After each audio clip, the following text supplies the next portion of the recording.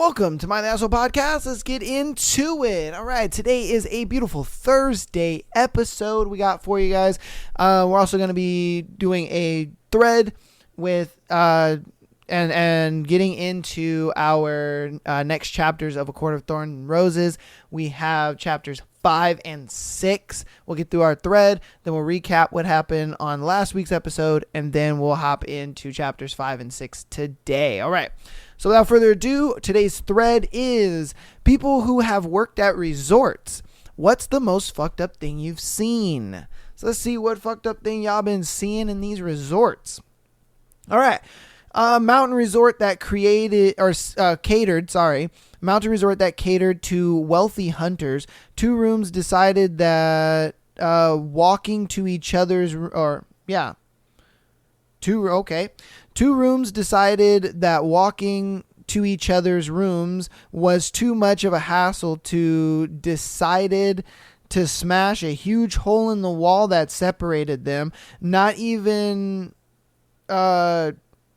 contrite about it. Stayed for 3 more days, and the resort was privately owned by a family. It wasn't some big chain.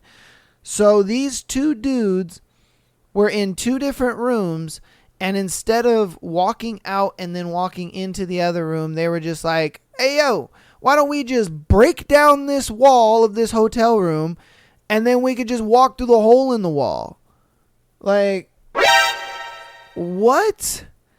And then they proceeded to stay, 3 more days? Yeah, for 3 more days. They decided to just stay for 3 more days. Like, what the fuck? What kind of craziness is that? They weren't kicked out? Dude, they literally put a hole in the wall. They weren't kicked out for that? Okay. Wow. That's wild.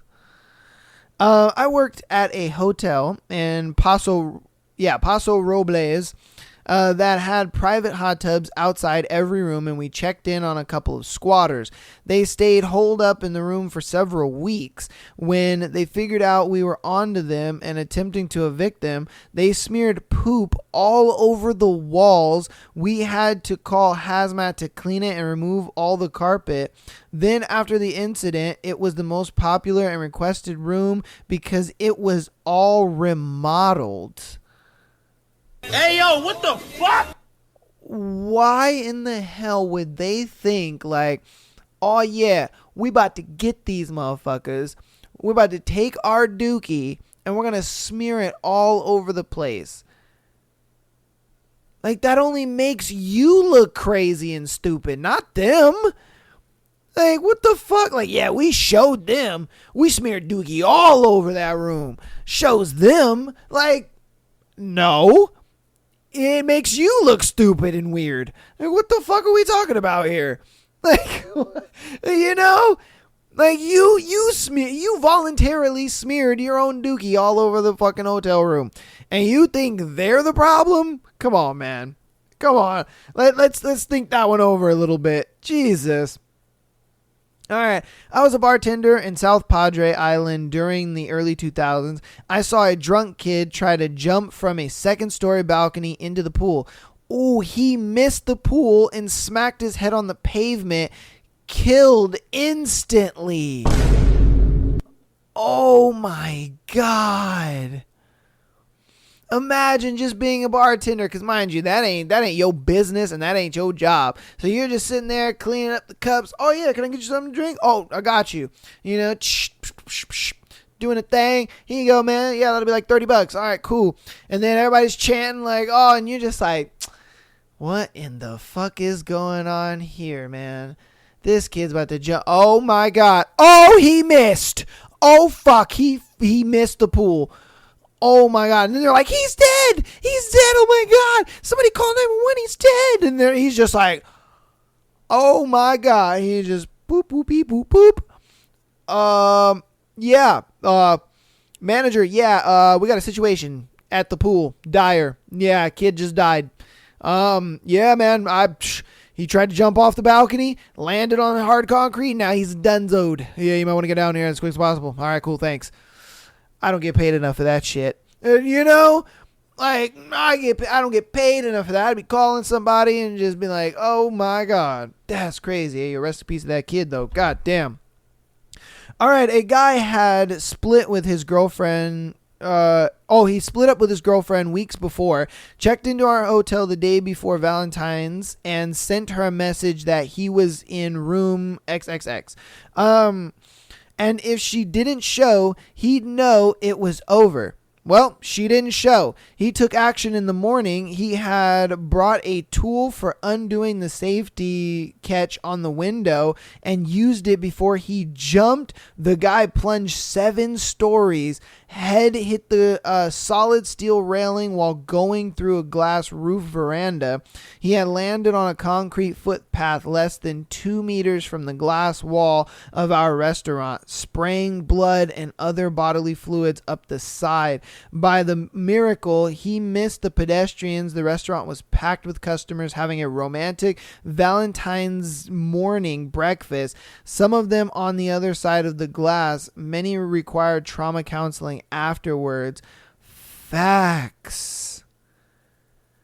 Oh my God. Imagine just being with your significant other. You guys are at this beautiful hotel having an amazing breakfast. Just like, man, I love you so much, babe. And I know you just hear, and he was like, what the fuck? Oh my God. And you just see a dude just splattered. I mean, skull busted open, just done. Like, oh, that's gotta be crazy. All over a girl. Like, dude, what are you doing? Come on, man. Oh, that's crazy. And that must have been tough. I'd have been like, I'm going home. Sorry, but I'm going home. There ain't no way I'm staying at work with all that going on. No.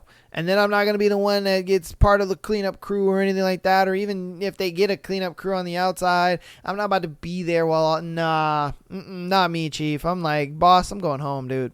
I'm going home. I'm done with this. I'm done with this day. I'll catch you in like 4 days. That's crazy, bro. Whew. All right. When I was 18, I worked at a ski resort in Lake Tahoe, and there was a really sweet girl celebrating her 21st birthday. She came in and talked to all the staff, etc. We got wasted, and for some reason, her and her friends decided to, still drunk, go skiing. She slammed into a tree and died instantly. Yo. Wow. Why would they think that would be a good idea? Like, you're drunk out of your mind. Why are you going to go skiing? I mean, go down the bunny slope. I guarantee you drunk, the bunny slope would be crazy. They probably went down, I don't know what they call the medium one. I know it's not like the diamond or anything like that. I think that's for more advanced people. But I know there's the bunny slope, and then there's like a in between, and then there's like a little advanced one, and then there's like the diamond. I mean, dude, if I was drunk, I'd hit the bunny slope all day long, baby. Because the bunny slope is just this little hill. There's no trees. There's no nothing. You can't hit nothing but snow. Like, you're chilling. And when you're drunk, the bunny slope probably look crazy. Like, what are we doing here? That's, wow. Wow, man. Worked at a resort as a busboy in one of the buffet restaurants a few years ago. This rich kid got drunk at a bar, got invited to go party in the nearby local village by a few locals, accepted and left with them. Against the staff recommendations, he came back with nothing, not even clothes the next morning. Wow. Yo. They got him for everything. For his shoes, his pants, his undies, his wallet, phone, everything. My man's came back with his dick in his hands like, dude, that's... Nope. Nah, god damn, son. All right, not my story, but a friend worked at a timeshare in Orlando. Evidently, lots of porn filmed there. All right. Okay.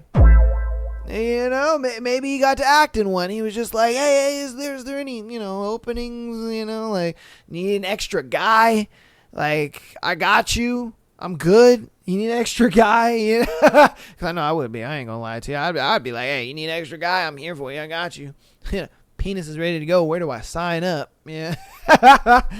I worked in Yellowstone National Park, which has a resort so close enough one summer for seasonal work.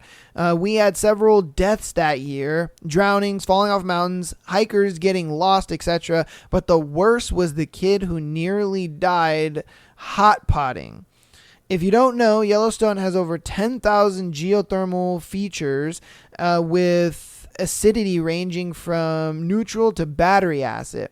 And hot potting is when you find a spring that you can chill in like a sauna. It's very common if you know which spring to go to. There was a group of kids who were hot potting and probably getting drunk, and one wandered off and ended up accidentally breaking through the thin crust and falling into a spring that was incredibly acidic. When this happens, the boiling water coupled with the acidity eats away at your skin immediately. Oh my God. His skin from the waist down soldered off. Oh, his dick is gone. And I mean everything. My colleague was the one who answered the ER call.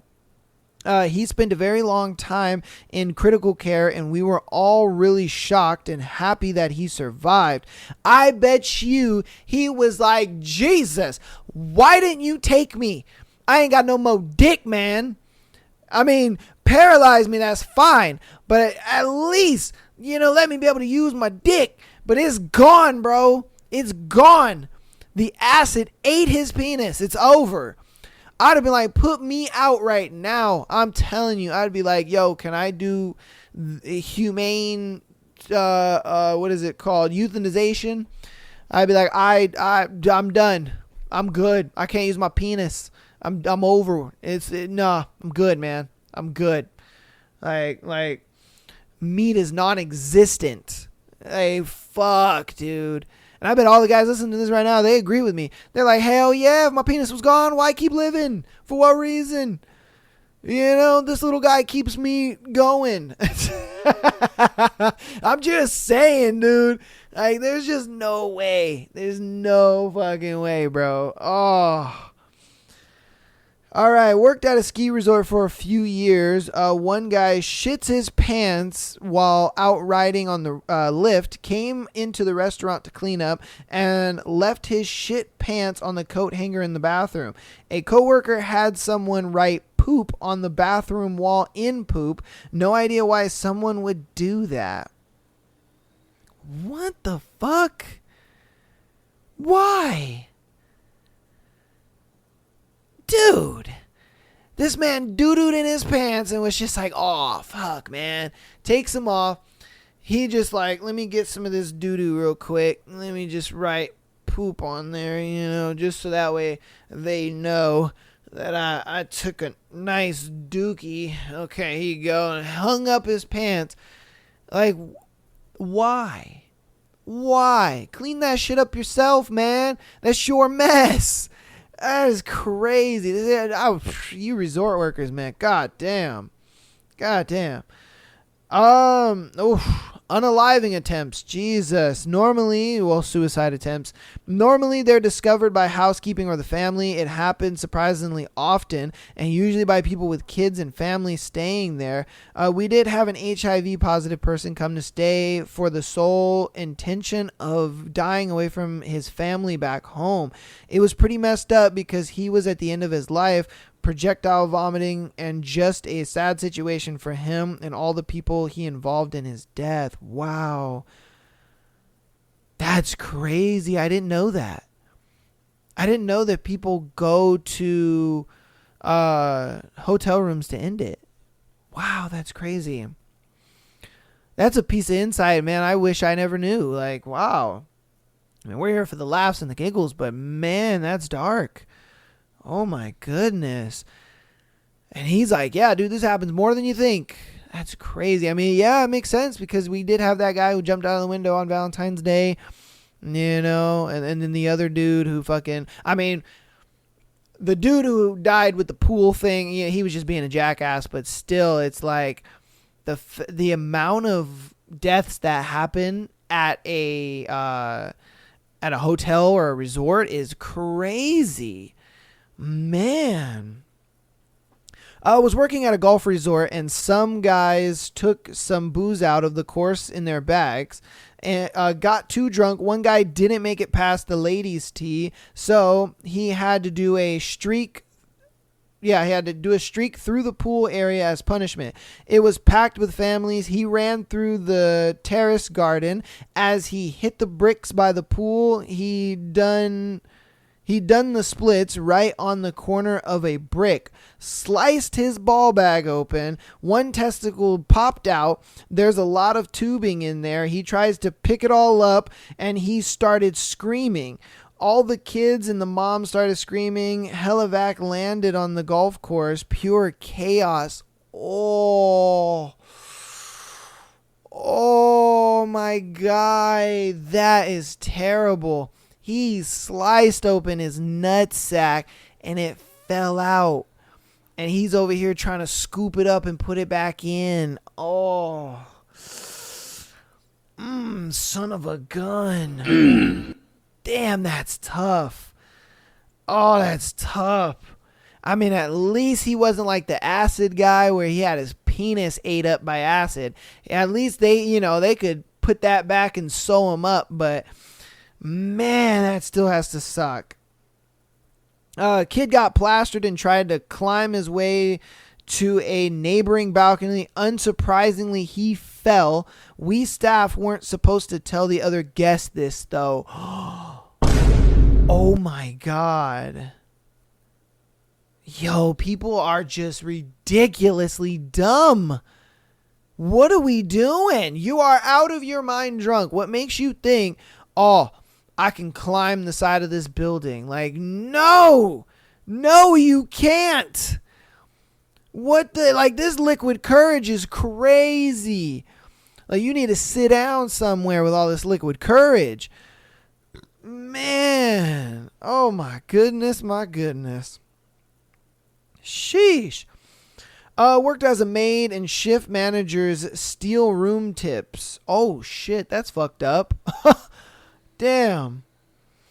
Worked at the Canyons in Park City as a lifty for the winter. Worked the basic lift, including the gondola, and one day was working at the top. At the lift across from the top of the gondola, I was randomly just watching midday as it calmed down and saw a woman and her kid hop on.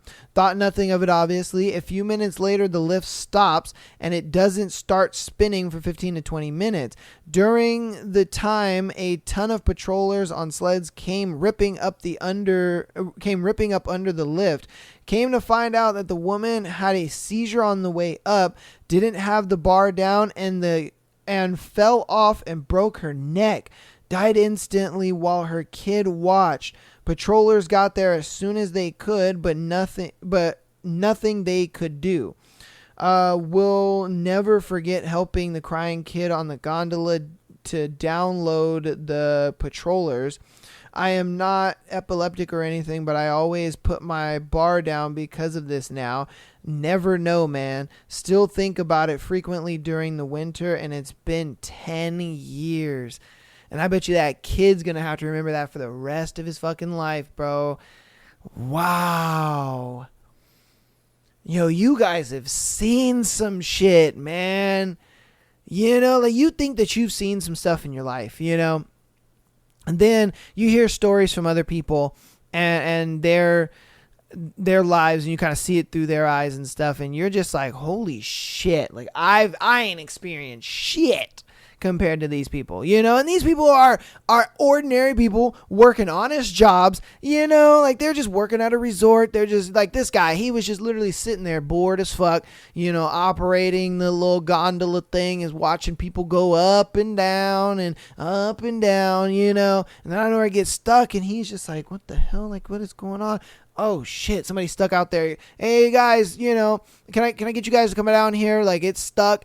Blah blah blah. I just want to make sure everybody's okay and whatnot. And I don't know why he's trying to fix. He just sees this lady fall out of the gondola and just hit the floor, and then she ain't moving. And then they get there and they get the kid down, and you find out, yeah, she's done. She's died on impact, just done. Like, wow, man. That's just crazy to me. Goodness, man. Goodness. All right, I'm going to do 4 more. Let's see. I worked as a cleaner at a resort one summer, and there was someone who'd leave poop in a new place every morning, at the golf course, in the pool area, in the service house, etc. New place every morning for several weeks. They never caught the person. It was the talk during lunch. Where was the poop this morning? I was lucky for most of the summer, found smeared poop on a wall in a bathroom one day, but I don't think it was the poop person. Probably a wannabe. What is wrong with people? Yeah, like, why? For what reason? What shit kicks do you get? No pun intended. What shit kicks do you get out of this? They're just like, oh man, like, what would be totally funny? So I just took a dump in different places and see if they find it. And I guarantee you, he double backed at the scene of the crime to see if anybody, has picked up his poop.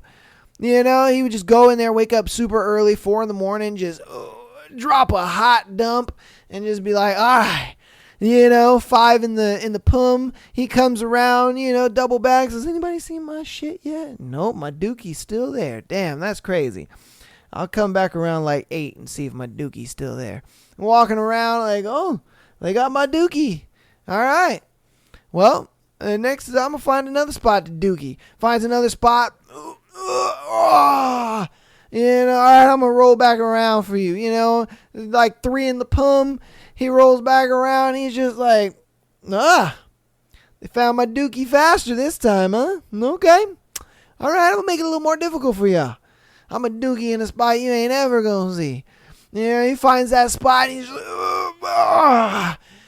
comes back 4 in the pum. He's just like, I knew you wasn't going to find my dookie this time. I'll come back around 7 or 8 and see if they find my dookie. Come back 7 or 8. What? They didn't find my dookie? Sons of bitches. I knew they wasn't going to find my dookie there. But it's all good. I'm going to find another spot for that dookie. And then he poops in another spot. And he's just like, oh, look at that. They didn't find my dookie. They ended up finding it. Like this is just enjoyable for him. You guys are crazy. All right, man. It was before I worked there, but one of the pool lights malfunctioned, and a woman was electrocuted when she dove in. Apparently, it was horrific. No.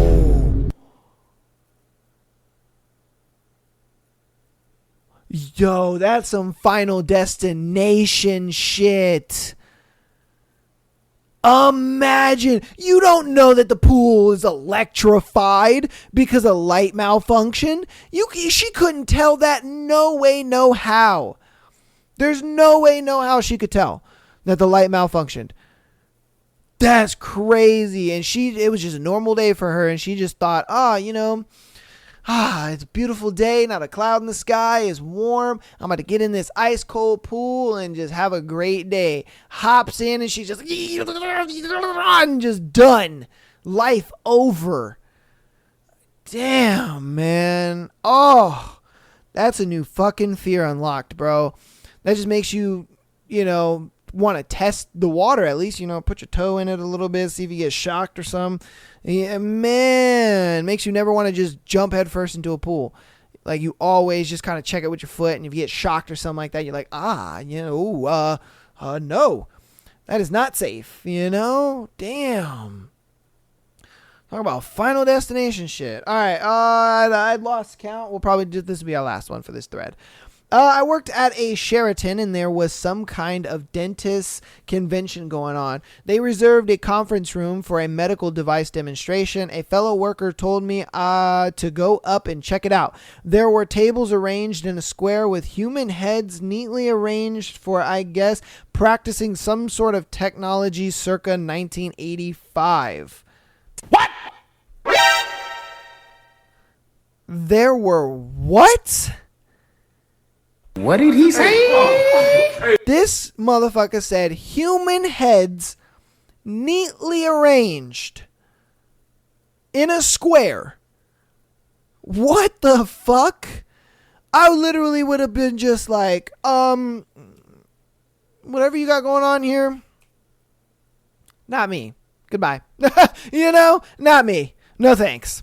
What the fuck? Hell nah, bruh. Oh, nah, man. Not me, Jesus. Not me. Oh, Lord, no, not me. Oh, my goodness. But that's going to go ahead and be that thread, man. Hopefully you guys enjoyed that dark and ominous, wild, crazy thread. My goodness. The threads you guys have been suggesting have been getting good, and you guys have been suggesting these threads to me on TikTok and Instagram and stuff like that. If you guys want to suggest a thread to me, hey, send it, man. I'm enjoying what you guys have been sending in. A lot of people have been sending them in, and it's kind of cool. So, yeah, man, wild thread. We're going to hop into announcements super fast. I'm going to recap what happened last week on A Court of Thorns and Roses, and then we will get into chapters 5 and 6 today. Okay, patreon.com/MyLandSoul Podcast. If you want to get an exclusive episode every single Friday, if you feel like, you know what, Tuesday, Thursday, and Sunday, man, that's just not enough content for your boy. I need something that's going to get me through work. I need a podcast episode that's going to get me through work. Well, guess what? I got you. All right. Get that exclusive episode on Friday, man. Every single Friday, we have an exclusive episode over there. On the first Friday of every month, we also do the free Patreon episode. So if you guys want a bit of a taste of what we got going on over there on Patreon, those will be there for you guys to get a bit of a taste of what's going on over there on the Patreon and what you're missing. Okay. So get on over there. Check that out. If you're primarily an audio listener, man, keep downloading the podcast, as well as if you haven't rated the podcast yet, please do. 5 stars is preferable. It helps us get new people in here to check out the pod, and downloading episodes help me see that you guys are enjoying the episodes every Tuesday, Thursday, as well as Sunday. So thank you guys for so much, all that support. You guys have been killing it in that department. I ain't gonna lie to you. I've been loving the support. I love seeing it week in and week out. The numbers going up and up and up, and you guys just supporting. It's super awesome. Follow us on Instagram as well as TikTok for all the clips for every single episode. If you guys, I always say follow us on both, just because sometimes TikTok doesn't like what I post on there, so then I'm just like, then fuck you, TikTok, and then I'll go post it on Instagram, and Instagram will actually let me post it. So that's why I say that. So sometimes there's exclusive clips over on Instagram, and they're on there. YouTube.com/MyLandSoul Podcast. If you want to check out the video version of the podcast, I know most of you are audio listeners, so if you want to check out the video side of the podcast, YouTube is the place to do it. And if you like what we're doing over here, go ahead and subscribe to us. I appreciate all of that, and I appreciate the support you guys have been having. But we're going to get into the recap of what happened last week on A Court of Thorns and Roses. So we left off with our main girl. She went into she took her sisters. It was her and her sisters. They went out to the bazaar to go sell the pelt that she killed a fairy. And she used the ash arrow to do it. The fairy was disguised as a giant wolf. She took the pelt of that wolf and she wanted to sell it. She sold it to a hunter that was talking about it and was just like, this is a fairy pelt. And she was just like, no fucking way, really? And she was like, oh shit, I didn't know that. And so she ended up selling it off. And then guess what happened later that night? A fairy shows up, and he's disguised as this crazy monster, and he's just like, you killed a fairy. And she was like, well, I mean, yeah, you know what I mean? Like, sorry, I didn't know, I'm just trying to feed my family here. Like, we're poor as shit. And he was just like, the only thing that would make this right is if I take your life, a life for a life. And she was just like, well, about that, I don't want to die, so what can we work out here? And he was just like, well, if you come back with me and you live on fairy territory, then I'll call it even. But you got to come and you kind of got to, go with us, and you got to leave your family. So she decides to leave her family, and, she's just like, hey, hold down the fort. I don't know if I'll ever be back. I love you guys. Appreciate what y'all doing, so on and so forth. And so I think this is where the book is going to start, if I'm being honest with you. I feel like these first 4 chapters have just been us getting the background of her and the world and what's going on, because I'm not going to cap to you. I've been thinking, like, is this the first book in the series? Because it doesn't sound like it. Like, she references things as if we should know it already.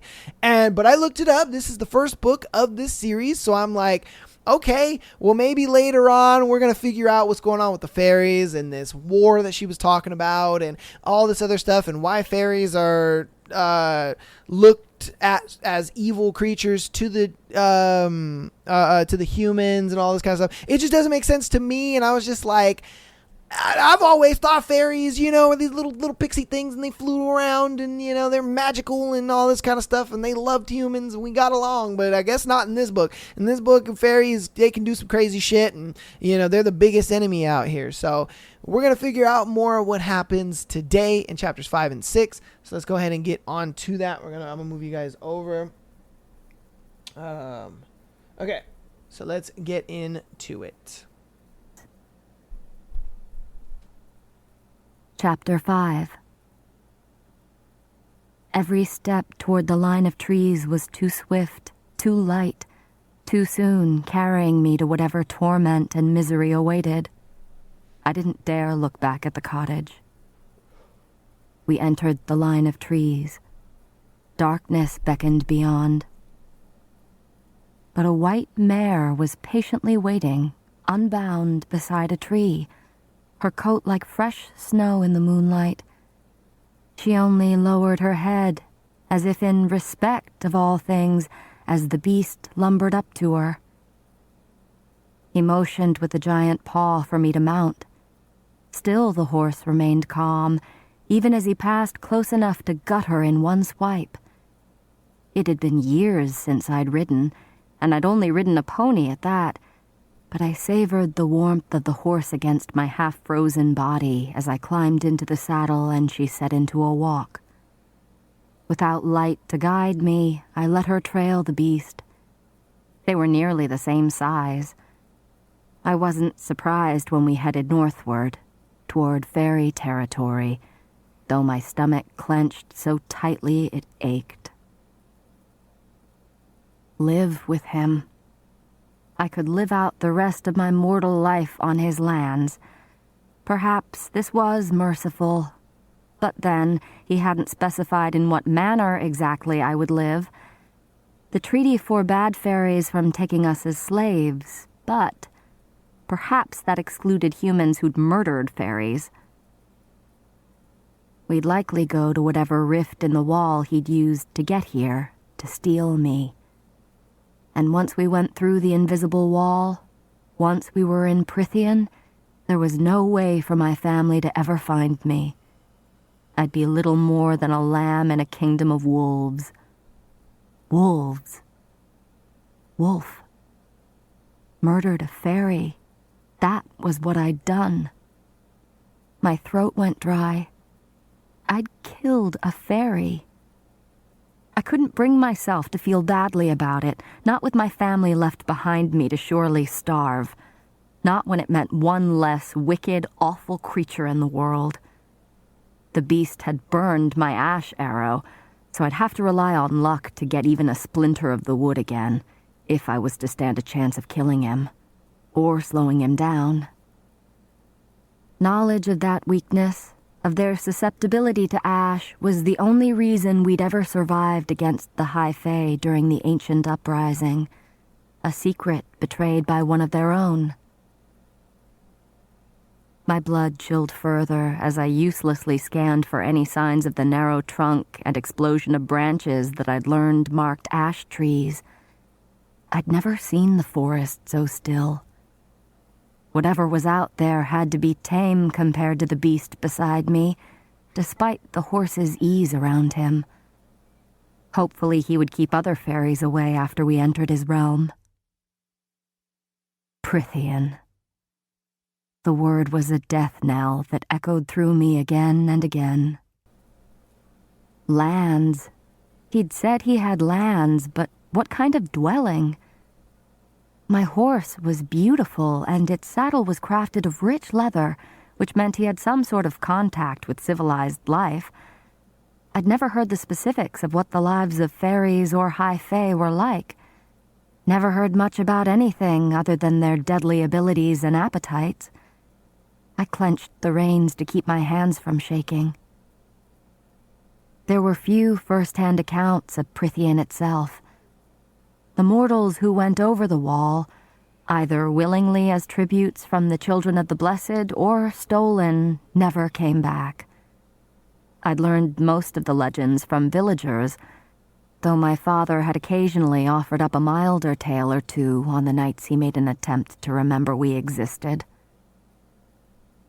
As far as we knew, the High Fae still governed the northern parts of our world. From our enormous island over the narrow sea separating us from the massive continent, across depthless fjords and frozen wastelands and sand-blasted deserts, all the way to the great ocean on the other side. Some fairy territories were empires, some were overseen by kings and queens. Then there were places like Prythian, divided and ruled by 7 high lords, beings of such unyielding power that legend claimed they could level buildings, break apart armies, and butcher you before you could blink. I didn't doubt it. No one had ever told me why humans chose to linger in our territory when so little space had been granted to us and we remained in such close proximity to Prythian. Fools. Whatever humans had stayed here after the war must have been suicidal fools to live so close. Even with the centuries-old treaty between the mortal and fairy realms, there were rifts in the warded wall separating our lands, holes big enough for those lethal creatures to slip into our territory to amuse themselves with tormenting us. That was the side of Prythian that the children of the blessed never deigned to acknowledge. Perhaps a side of Prythian I'd soon witness. My stomach turned. Live with him, I reminded myself again and again and again. Live, not die. Though I supposed I could also live in a dungeon. He would likely lock me up and forget that I was there, forget that humans needed things like food and water and warmth. Prowling ahead of me, the beast's horns spiraled toward the night sky, and tendrils of hot breath curled from his snout. We had to make camp at some point. The border of Prythian was days away.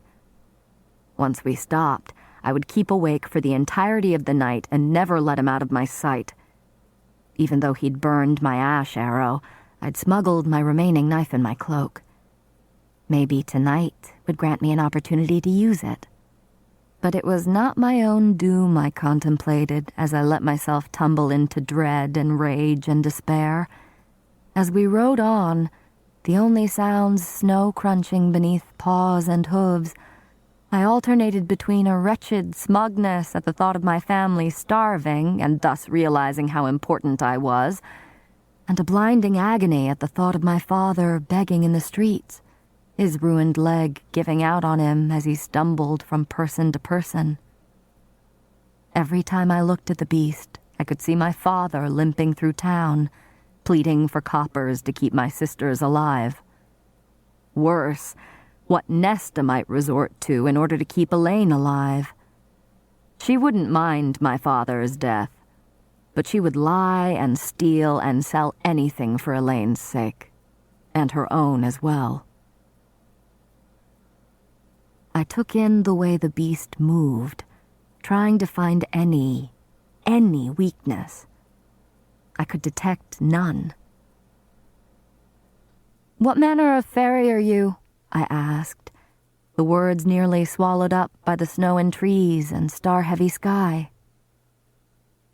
He didn't bother to turn around. He didn't bother to say anything at all. Fair enough. I'd killed his friend, after all. I tried again. Do you have a name? Or anything to curse him by? A huff of air that could have been a bitter laugh. Does it even matter to you, human? I didn't answer. He might very well change his mind about sparing me. But perhaps I would escape before he decided to gut me.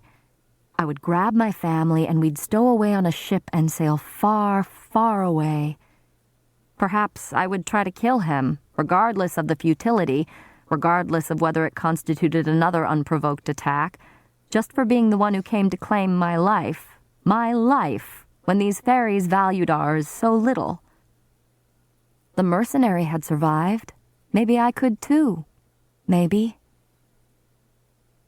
I opened my mouth to again ask for his name, but a growl of annoyance rippled out of him. I didn't have a chance to struggle, to fight back, when a charged metallic tang stung my nose. Exhaustion slammed down upon me, and blackness swallowed me whole.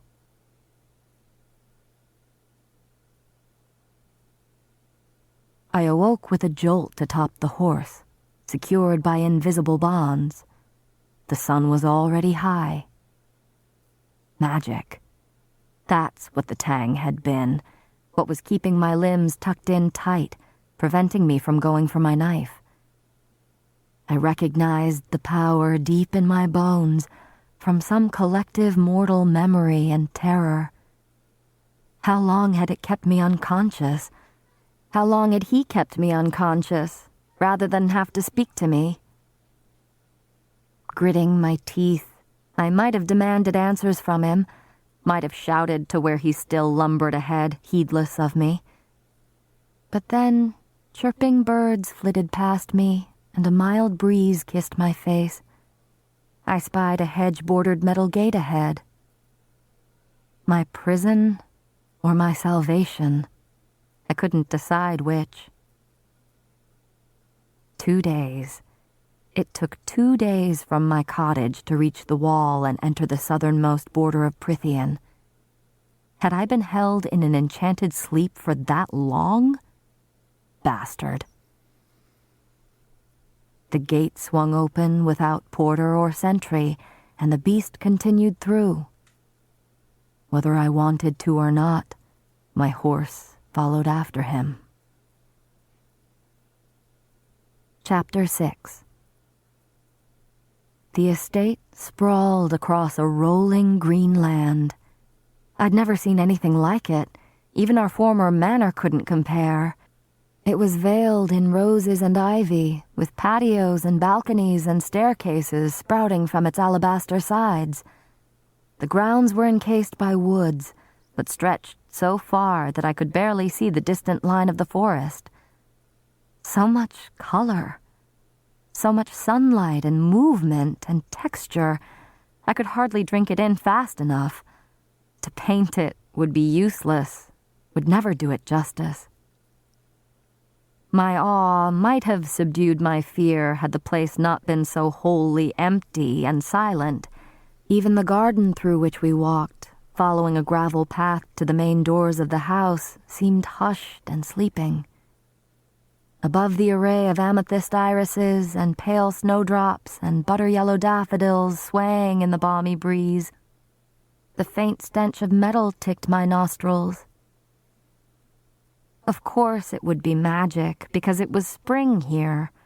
What wretched power did they possess to make their lands so different from ours, to control the seasons and weather as if they owned them?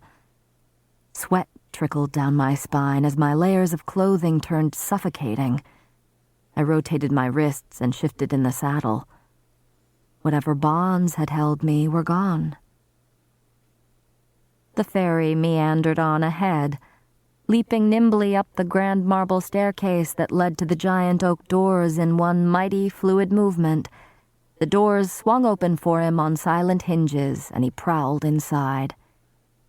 He'd planned his entire arrival, no doubt, keeping me unconscious so I didn't know where I was, didn't know the way home or what other deadly fairy territories might be lurking between me and the wall. I felt for my knife, but found only layers of frayed clothes. The thought of those claws pawing through my cloak to find my knife made my mouth go dry. I shoved away the fury and terror and disgust as my horse came to a stop of her own accord at the foot of the stairs. The message was clear enough. The towering estate house seemed to be watching, waiting. I glanced over my shoulder toward the still open gates. If I were to bolt, it would have to be now. South. All I had to do was go south, and I would eventually make it to the wall, if I didn't encounter anything before then. I tugged on the reins, but the mare remained stationary, even as I dug my heels into her sides. I let out a low, sharp hiss. Fine. On foot. My knees buckled as I hit the ground, bits of light flashing in my vision. I grasped the saddle and winced as soreness and hunger racked my senses. Now. I had to go now. I made to move, but the world was still spinning and flashing. Only a fool would run with no food, no strength. I wouldn't get half a mile like this. I wouldn't get half a mile before he caught me and tore me to ribbons, as he'd promised. I took a long, shuddering breath. Food. Getting food, then running at the next opportune moment. That sounded like a solid plan. When I was steady enough to walk, I left the horse at the bottom of the stairs, taking the steps one at a time. My breath tight in my chest, I passed through the open doors and into the shadows of the house. Inside, it was even more opulent. Black and white checkered marble shone at my feet, flowing to countless doors and a sweeping staircase. A long hall stretched ahead to the giant glass doors at the other end of the house, and through them I glimpsed a second garden, grander than the one out front. No sign of a dungeon, no shouts or pleas rising up from hidden chambers below. No, just a low growl from a nearby room, so deep that it rattled the vases overflowing with fat clusters of hydrangea atop the scattered hall tables. As if in response, an open set of polished wooden doors swung wider to my left. A command to follow. My fingers shook as I rubbed my eyes. I'd known the High Fae had once built themselves palaces and temples around the world, buildings that my mortal ancestors had destroyed after the war out of spite. But I'd never considered how they might live today, the elegance and wealth they might possess. Never contemplated that the fairies, these feral monsters, might own estates grander than any mortal dwelling. I tensed as I entered the room. A long table, longer than any we'd ever possessed at our manor, filled most of the space. It was laden with food and wine, so much food, some of it wafting tendrils of steam that my mouth watered. At least it was familiar, and not some strange fairy delicacy. Chicken, bread, peas, fish, asparagus, lamb. It could have been a feast at any mortal manor. Another surprise. The beast padded to the oversized chair at the head of the table. I lingered by the threshold, gazing at the food, all that hot, glorious food that I couldn't eat. That was the first rule we were taught as children, usually in songs or chants. If misfortune forced you to keep company with a fairy, you never drank their wine, never ate their food, ever. Unless you wanted to wind up enslaved to them in mind and soul, unless you wanted to wind up dragged back to Prythian. Well, The second part had already happened, but I might stand a chance at avoiding the first. The beast plopped into the chair, the wood groaning, and in a flash of white light, turned into a golden-haired man. I stifled a cry and pushed myself against the paneled wall beside the door, feeling for the molding of the threshold, trying to gauge the distance between me and escape. This beast was not a man, not a lesser fairy. He was one of the High Fae, one of their ruling nobility, beautiful, lethal, and merciless. He was young, or at least what I could see of his face seemed young. His nose, cheeks, and brows were covered by an exquisite golden mask, embedded with emeralds shaped like whorls of leaves. Some absurd high fae fashion, no doubt. It left only his eyes, looking the same as they had in his beast form, strong jaw and mouth for me to see, and the latter tightened into a thin line. "You should eat something," he said. Unlike the elegance of his mask, the dark green tunic he wore was rather plain, accented only with a leather baldric across his broad chest. It was more for fighting than style, even though he bore no weapons I could detect. Not just one of the High Fae, but a warrior, too. I didn't want to consider what might require him to wear a warrior's attire, and tried not to look too hard at the leather of the baldric gleaming in the sunlight streaming in through the bank of windows behind him. I hadn't seen a cloudless sky like that in months. He filled a glass of wine from an exquisitely cut crystal decanter and drank deeply, as if he needed it. I inched toward the door, my heart beating so fast I thought I'd bomb it. The cool metal of the door's hinges bit into my fingers. If I moved fast, I could be out of the house and sprinting for the gate within seconds. He was undoubtedly faster, but chucking some of those pretty pieces of hallway furniture in his path might slow him down, though his fey ears, with their delicate pointed arches, would pick up any whisper of movement from me. "Who are you?" I managed to say. His light golden hair was so similar to the color of his beast form's pelt. Those giant claws undoubtedly still lurked just below the surface of his skin. "Sit," he said gruffly, waving a broad hand to encompass the table. "Eat." I ran through the chants in my head again and again. Not worth it. Easing my ravenous hunger was definitely not worth the risk of being enslaved to him in mind and soul. He let out a low growl. "Unless you'd rather faint?" "It's not safe for humans," I managed to say, offense be damned. He huffed a laugh, more feral than anything. "The food is fine for you to eat, human." Those strange green eyes pinned me to the spot, as if he could detect every muscle in my body that was priming to bolt. "Leave, if you want," he added with a flash of teeth. "I'm not your jailer. The gates are open. You can live anywhere in Prithian." And no doubt be eaten or tormented by a wretched fairy. But while every inch of this place was civilized and clean and beautiful, I had to get out. Had to get back. That promise to my mother, cold and vain as she was all I had. I made no move toward the food. "Fine," he said, the word laced with a growl, and began serving himself. I didn't have to face the consequences of refusing him another time, as someone strode past me, heading right for the head of the table. "Well," the stranger said. Another high fae, red-haired and finely dressed in a tunic of muted silver. He too wore a mask. He sketched a bow to the seated male and then crossed his arms. Somehow he hadn't spotted me where I was still pressed against the wall. "Well, what?" My captor cocked his head.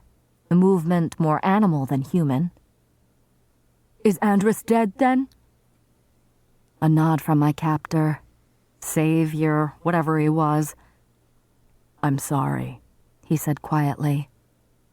"How?" the stranger demanded, his knuckles white as he gripped his muscled arms. "An ash arrow," said the other. His red-haired companion hissed. "The treaty's summons led me to the mortal. I gave her safe haven." "A girl. A mortal girl actually killed Andrus." Not a question so much as a venom-coated string of words. He glanced at the end of the table where my empty chair stood. "And the summons found the girl responsible." The golden-masked one gave a low, bitter laugh and pointed at me. "The treaty's magic brought me right to her doorstep." The stranger whirled with fluid grace. His mask was bronze and fashioned after a fox's features, concealing all but the lower half of his face, along with most of what looked like a wicked, slashing scar from his brow down to his jaw. It didn't hide the eye that was missing, or the carved golden orb that had replaced it and moved as though he could use it. It fixed on me. Even from across the room, I could see his remaining russet eye widen. He sniffed once, his lips curling a bit to reveal straight white teeth, and then he turned to the other fairy. "You're joking," he said quietly. "That scrawny thing brought down Andrus with a single ash arrow?" Bastard. An absolute bastard. A pity I didn't have the arrow now, so I could shoot him instead. "She admitted to it," the golden-haired one said tightly, tracing the rim of his goblet with a finger. A long, lethal claw slid out, scraping against the metal. I fought to keep my breathing steady, especially as he added, "She didn't try to deny it." The fox-masked fairy sank onto the edge of the table, the light catching in his long, fire-red hair. I could understand his mask, with that brutal scar and missing eye, but the other high face seemed fine. Perhaps he wore it out of solidarity. Maybe that explained the absurd fashion. "Well," the red-haired one seethed, "now we're stuck with that, thanks to your useless mercy, and you've ruined—" I stepped forward, only a step. I wasn't sure what I was going to say, but being spoken about that way, I kept my mouth shut, but it was enough. "Did you enjoy killing my friend, human?" the red-haired one said. "Did you hesitate, or was the hatred in your heart riding you too hard to consider sparing him? It must have been so satisfying for a small mortal thing like you to take him down." The golden-haired one said nothing, but his jaw tightened. As they studied me, I reached for a knife that wasn't there. "Anyway," the fox-masked one continued, facing his companion again with a sneer. He would likely laugh if I ever drew a weapon on him. "Perhaps there's a way to—" "Lucian," my captor said quietly, the name echoing with a hint of a snarl. "Behave." Lucian went rigid, but he hopped off the edge of the table and bowed deeply to me. "My apologies, lady." Another joke at my expense. "I'm Lucian, courtier and emissary." He gestured to me with a flourish. "Your eyes are like stars and your hair like burnished gold." He cocked his head, waiting for me to give him my name. But telling him anything about me, about my family and where I came from? "Her name is Farah," said the one in charge, the beast. He must have learned my name at my cottage. Those striking green eyes met mine again and then flicked to the door. "Alice will take you to your room. You could use a bath and fresh clothes." I couldn't decide whether it was an insult or not. There was a firm hand at my elbow, and I flinched.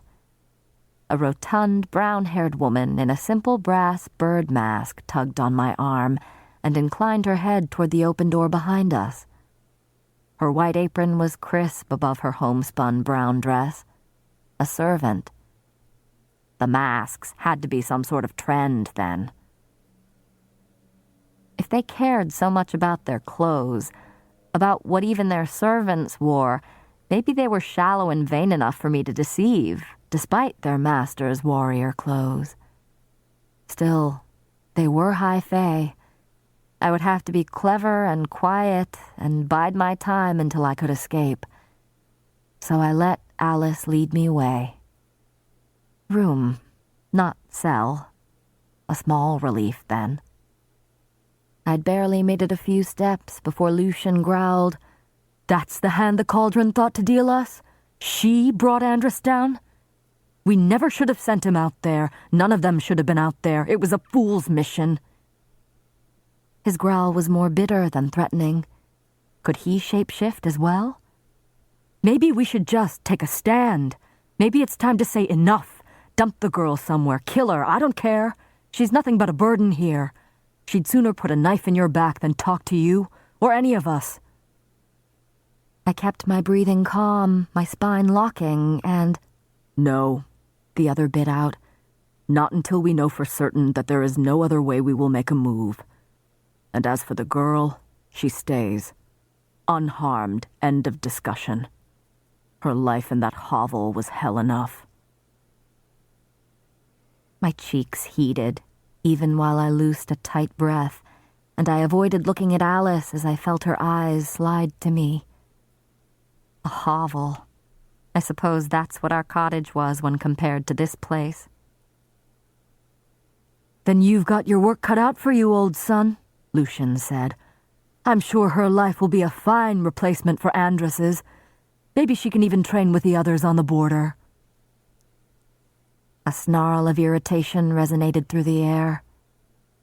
The shining, spotless halls swallowed me up before I could hear more. Alice led me through halls of gold and silver until we came to a lavish bedroom on the second level. I'll admit I didn't fight that hard when Alice and the two other servants, also masked, bathed me, cut my hair, and then plucked me until I felt like a chicken being prepared for dinner.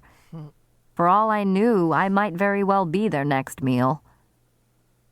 It was only the High Fae's promise to live out my days in Prythian instead of dying that kept me from being sick at the thought.